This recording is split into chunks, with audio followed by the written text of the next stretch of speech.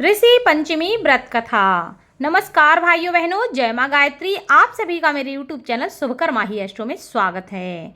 आज सुनते हैं ऋषि पंचमी व्रत की कथा।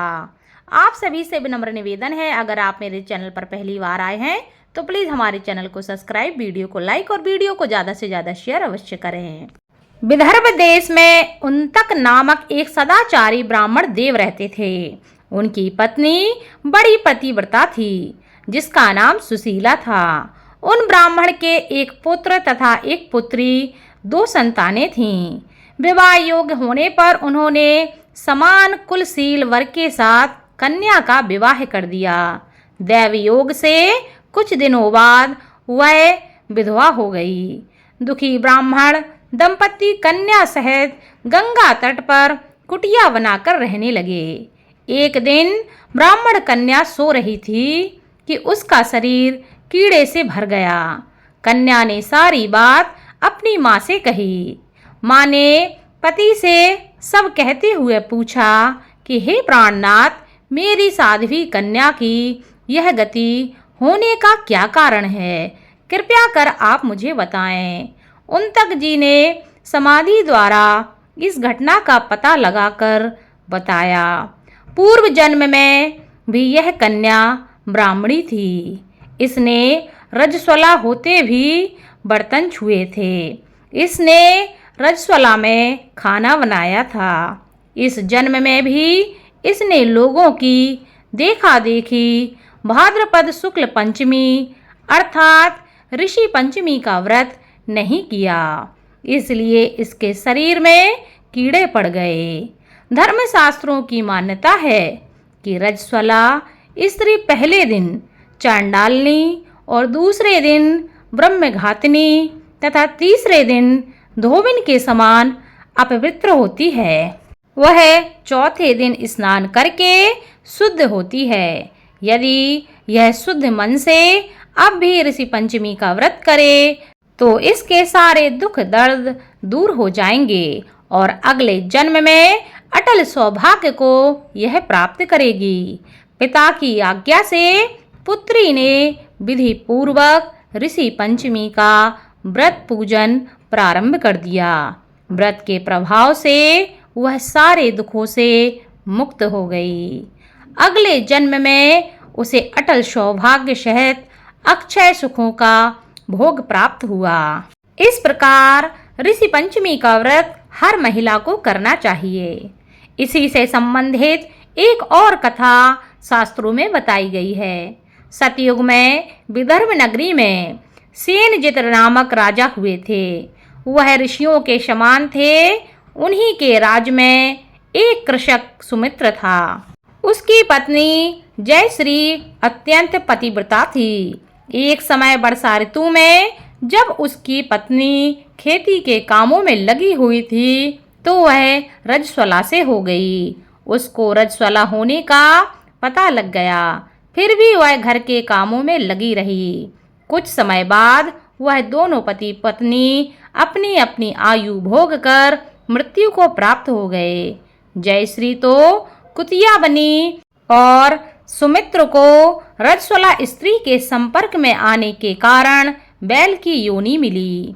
क्योंकि ऋतु दोष के अतिरिक्त इन दोनों का कोई अपराध नहीं था, इसी कारण इन दोनों को अपने पूर्व जन्म का समस्त विवरण याद रहा।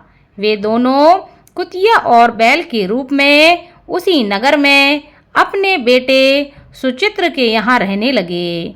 धर्मात्मा सुचित्र अपने अतिथियों का पूर्ण सत्कार करता था।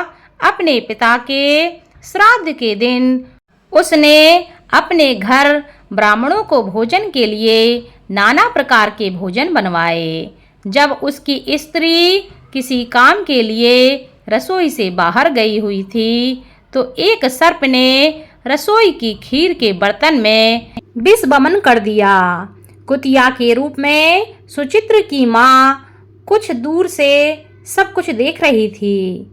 पुत्र की बहू के आने पर उसने पुत्र को ब्रह्म हत्या के पाप से बचाने के लिए उस बर्तन में मुँह डाल दिया। सुचित्र की पत्नी चंद्रवती से कुतिया का यह कृत्य देखा न गया और उसने चूल्हे में से जलती हुई लकड़ी निकालकर कुतिया को दे मारी। बेचारी कुतिया मार खाकर इधर उधर भागने लगी। चौके में जो जूठन आदि बचाया था वह सब सुचित्र की बहू उस कुतिया को डाल देती थी, लेकिन क्रोध के कारण उसने वह भी बाहर फिकवा दिया। सब खाने का सामान फिकवा कर बर्तन साफ करके दोबारा खाना बनाकर ब्राह्मणों को खिलाया। रात्रि के समय भूख से व्याकुल होकर वह कुतिया बैल के रूप में रह रहे अपने पूर्व पति के पास आकर कहती है कि हे स्वामी, आज तो मैं भूख से मरी जा रही हूँ। वैसे तो मेरा पुत्र मुझे रोज खाने को देता था, लेकिन आज मुझे कुछ भी नहीं मिला। सांप के विष वाले खीर के बर्तन को अनेक ब्रह्म हत्या के भय से छूकर उनके न खाने योग्य कर दिया था। इसी कारण उसकी बहू ने उसे मारा और खाने को कुछ भी नहीं दिया। तब वह बैल बोला, हे भद्रे, तेरे पापों के कारण तो मैं भी आज इस योनि में आ पड़ा हूँ और आज बोझा ढोते ढोते मेरी कमर टूट गई है। आज मैं भी खेत में दिन भर हल में जुता रहा। मेरे पुत्र ने आज मुझे भोजन भी नहीं दिया और मुझे बहुत मारा। मुझे इस प्रकार कष्ट देकर उसने इस श्राद्ध को निष्फल कर दिया। अपने माता पिता की इन बातों को सुचित्र सुन रहा था। उसने उसी समय दोनों को भरपेट भोजन कराया और फिर उनके दुख से दुखी होकर वन की ओर चला गया। वन में जाकर ऋषियों से पूछा कि मेरे माता पिता किन कर्मों के कारण इन नीच योनि को प्राप्त हुए हैं और किस प्रकार से उनको छुटकारा मिल सकता है।